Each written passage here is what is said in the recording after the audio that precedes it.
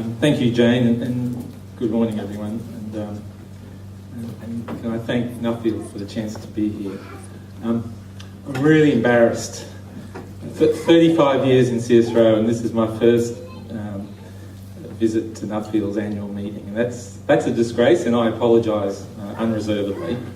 And towards the end of this talk, I hope we can fix that, and that CSIRO is here much more often. I have a few of my colleagues here today, and that's part of the scheme to get CSIRO a bit more better connected. Joel talked about great opportunities and challenges for Australian agriculture, and I'd like to pick up on that theme and unpack it a little bit here this morning. He also talked about a better informed Australia, speaking in an informed way with one voice, and that's where I want to head as well towards the end of this talk. I want to take you back to a little bit of history. Joel, in fact, I'm going to take you right back to the start of CSIRO, to a Prime Minister in 1916 who said something very similar. We'll come to that later. Okay, Australia's agri-food innovation imperative. Great opportunities and challenges. So let's just put a bit of a global context around that first. And this is some work CSIRO has just done with the Rural Industries R&D Corporation, who's a Nuffield sponsor. So we live in these interesting times. No doubt a hungrier world with global population growth and diet change, and a wealthier world, which is driving some of that diet change. But customers who expect more, whether it's in their food or in any other aspect of their life. A world where things can get a bit bumpy at times as well. Joel mentioned some of the climate change challenges, just broader technology change, global change, but also a world where there's amazing transformational technologies coming over the horizon all the time. So let's just unpack a bit of that. So the story about global food demand is pretty well understood. More people, economic development, changing diet, and some more biofuels. That's driven a curve in global food demand since the 1500s that looks something like that. That takes you through to 2000, so the upturn is what we now know as the Green Revolution. Projecting that forward with our best estimates of food demand and population growth and diet shifts and so on, looks something like that. So we've had one Green Revolution, and we need to do another one in this century. And let's have a closer look at that period from 1970 to 2050. Up till 2010, global food demand increased by about 130%.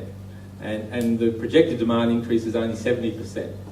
So you might say, oh, that's easy. We've done much better than that in the past. It's a walk in the park.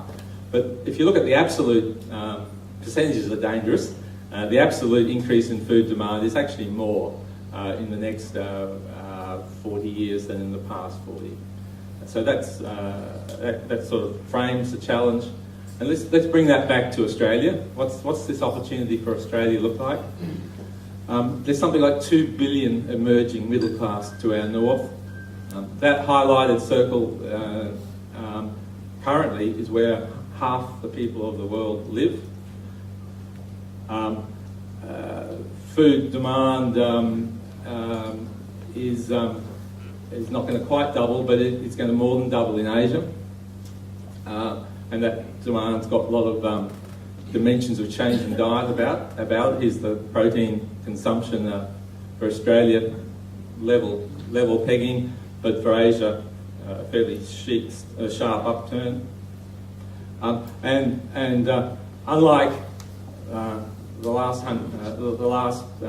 40 or so years prior to 2001, China's now importing food. So the net imports of food are heading towards $100 billion a year, and of course the mix is changing. there's more commodities going into China than there used to be, and there's a bit more higher value production happening within China. But so, what about these challenges? What do they look like? Joel mentioned the productivity plateaus that feature to varying degrees and varying extent in different industry sectors. This is total factor productivity. The star sector here through the 70s, 80s, and into the 90s was the broadacre cropping sector. But even there, that looks like it's levelling off. I know there's been dry years and all sorts of problems in interpreting this data. If you listen to the Nobel Prize-winning economist Paul Krugman, he tells us that sure, productivity isn't everything, but in the long run, it's almost everything. And it's those productivity shifts and improvements that's kept Australian agriculture in the business over the last century. As terms of trade declined, we were able to hold the line with those productivity growth. So there's a little worrying sign there. You go and have a look in the sort of the trade statistics. There's been little growth in gross production value over the last 20 years. It's hanging there in this $40 to $50 billion per annum range across the different sectors. Look inside the export-import balance, and once again, exports have been hanging in that $30 billion range, and food imports are growing. They've more than doubled over that time period. And look elsewhere. We're not alone. Look to Brazil. Look what they've done over that period. There's been a ×3 increase in their agri-food exports, gone from $20 billion up to close to 80.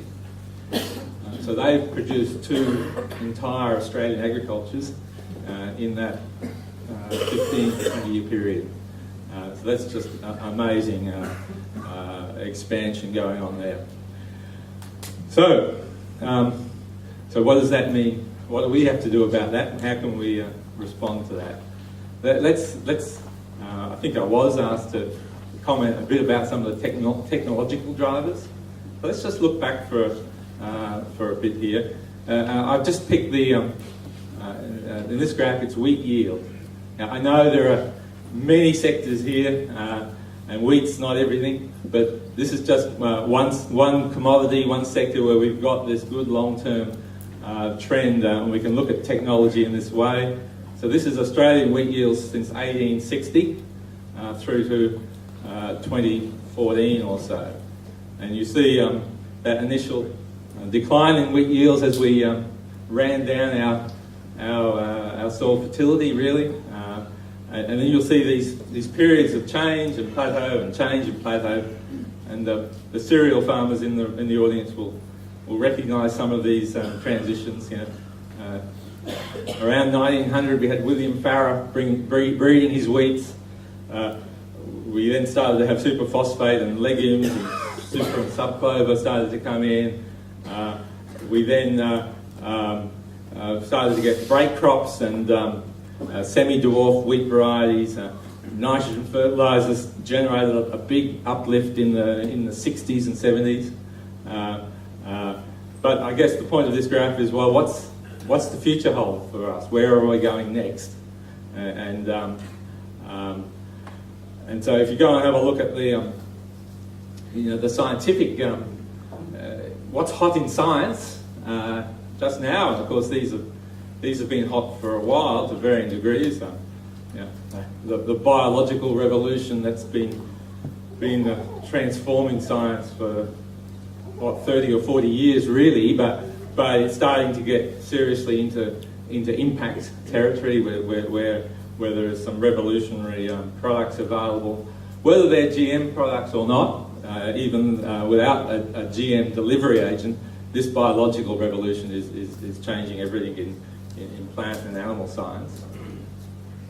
The digital revolution's been with us 30 or 40 years as well, but it's starting to get serious now and really changing things. I did join CSIRO before we had the PC computer, so I did see the first PC come in, and so in that time, that 35 years, we've seen this slow burn, but then in the last 10 years, just incredible rates of change, and that's coming to a farm near you too, and to an agri-food value chain near you. And the last one is probably not as obvious yet. I think it's just starting to. It probably has another 10 or 20 years before we'll really see the big impacts. But there's some amazing things happening in the whole material sciences area, the design of materials, the things that can be created through design of really novel materials with amazing properties in the way they control things like moisture movement or control the release of biological or chemical compounds, whatever. It's some incredible stuff I think we're going to see in that area over the next 10 years or so. And of course, these things never operate in isolation. Some of the really amazing things start happening at the interfaces pretty quickly, how you get convergence of the material science, the digital and the biological. Okay, so that's the scientific view of what's hot and what's changing technologically. But coming back to those graphs before, where's this next giant leap going to come from? Will it be from continuing to drive those productivity enhancements in our traditional commodities? Will it be through value enhancement along different value chains? Will Australia be the food bowl of Asia? Probably not. Will it be a high quality commodity supplier to Asia and other parts of the world into the future? Probably yes, but probably not just that as well. It probably, if you look at what Brazil's done, that's a big commodity play, and we're going to struggle to really compete there. I think this notion that we have to get into the niche higher value end of the agri-food business is a pretty solid one. So this notion that we're not the food bowl of Asia, but perhaps the delicatessen of Asia. I've observed this in CSIRO's own work over the last little while. That I haven't got the exact numbers, but I reckon that we were probably 80, 20, 90, 10 towards the commodity end of our focus. And you can see over the last 10 years in particular that shifting. There's a lot of exciting new high value products starting to emerge from the research, products with particular quality attributes or nutritional health attributes or whatever. So I think that will grow. It wouldn't surprise me if we end up more 50-50 in how the portfolio is balanced going forward. Let me come back to how good we are at this innovation business. We pride ourselves on this a lot, but if you go and have a look at some of the numbers, they're worrying a little. So these numbers are for Australia, New Zealand and the Netherlands. The first number is the innovation inputs. So that's 10, 13 and 11. These are global rankings in what we invest in innovation. Things like R&D investment's a major part of that index, not the only thing, but it's a major part. And in terms of our input side of the equation, we don't do too bad. We're ranking up there with countries like the Netherlands and New Zealand. Agriculture is obviously a much more important part of the New Zealand economy. But the second number is actually what's called the output efficiency. How are we transforming our industries, developing new businesses, new industries from our innovation investments? And the numbers there are 81, 66 and 12. So the Netherlands is up there as a really effective in taking its science, let's express it this way, taking its science through to industry impact. We seem to have a problem in that space in Australia. Just look at the Netherlands for a minute. They're the second largest agri-food exporter in the world. They've got 12 of the 40 largest agri-food companies based there. they've got the second largest private sector R&D investment in agri-food.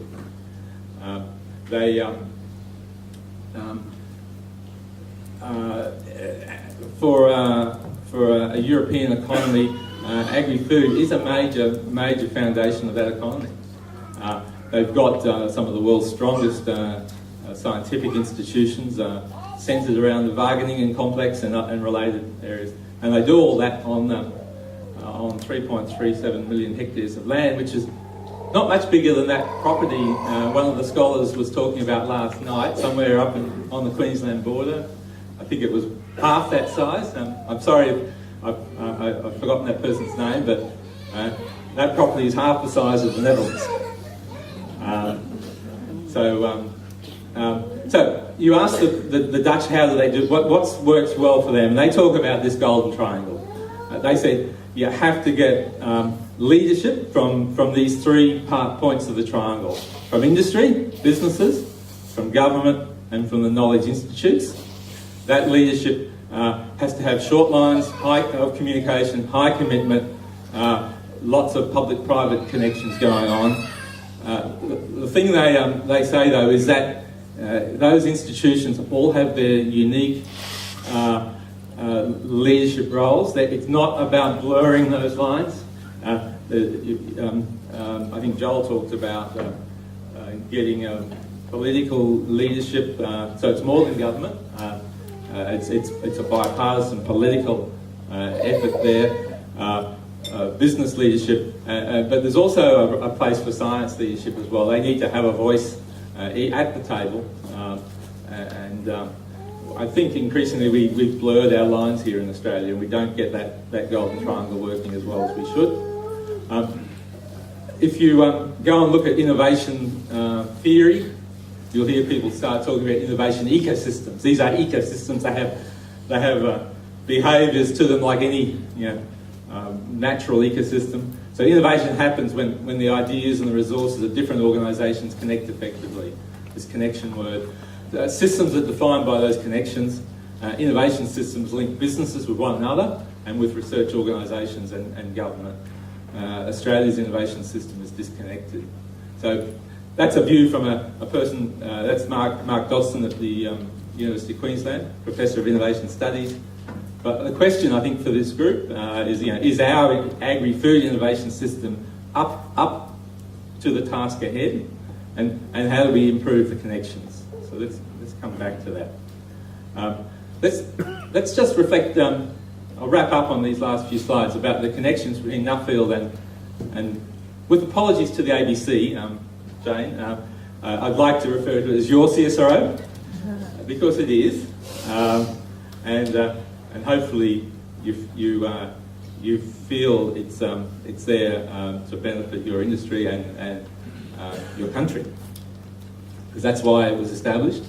I went and had a look at Nuffield's goals, and Andrew Johnston, there's a letter on your website from Andrew about the long-term capacity of Australian agriculture to compete, all the things I've talked about actually, and the role of adopting new technologies and production practices, maintaining the sustainability of their operations, taking technological advances made by producers in other countries. They're all things that CSIRO is pretty interested in, and so surely CSIRO and Nuffield should be talking more. Just have a look at CSIRO for a minute. We're very close to 100 years of the Australian government's interest in science for industry. The formal date for that was going to be the 16th of March next year, when the Australian government established a thing called the Advisory Council of Science and Industry. It was established on the 16th of March in 1916. So you think back to 1916 and think what was happening in this country then. It was a sort of a very interesting time.